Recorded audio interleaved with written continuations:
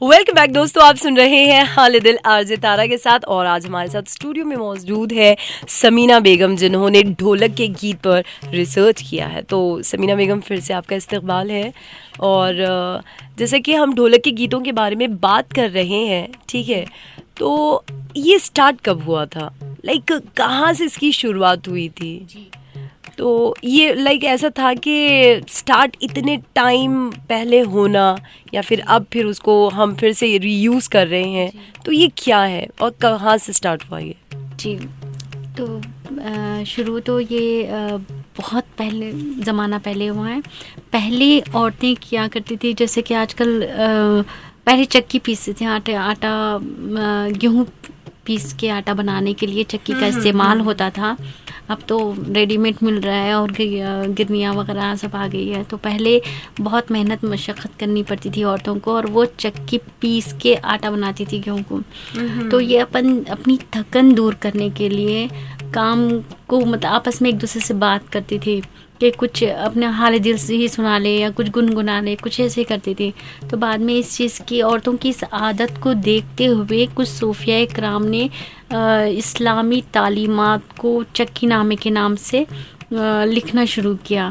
ताकि औरतें चक्की पीसते पीसते दूसरों की शिकवा शिकायत करने की बजाय इस्लामी तालीमात को फैलाएं। तो वो चक्की नामे जो अभी भी दक्कन में मौजूद हैं, तो वो पीसते पीसते वो जब गुनगुनाती थी, वो चक्की नामे पढ़ती थी, तो वो इसमें इस्लामी तालीमात होती थी जो दूसरों तक पहुंचती थी। बच्चे जो आसपास सुनते हैं तो फैलती थी।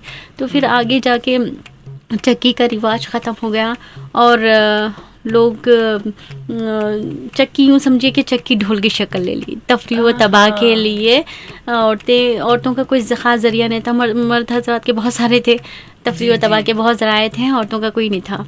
तो फिर वो चक्की यूँ समझिए कि ढोल की शक्ल ले ली और औरतें अपनी तफरीह व तबाह के लिए, अपनी दिल बहलाई के लिए गीत गाने लगी।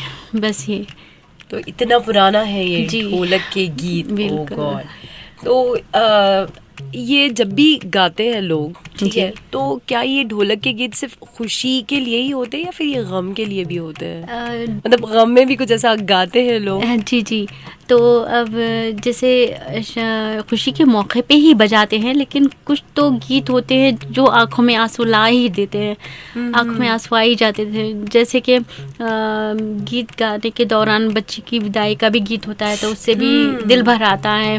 और फिर उसके बाद कुछ ऐसी चीज़ें हैं, ऐसे गीत भी हैं जो जिसमें शिकवे शिकायतें भी मौजूद है, ऐसे भी गीत हैं कुछ। तो औरतें अपने हाल दिल गीतों के ज़रिए बयान करती हैं, ना सिर्फ खुशी बल्कि गम का इजहार भी इन गीतों के ज़रिए होता है।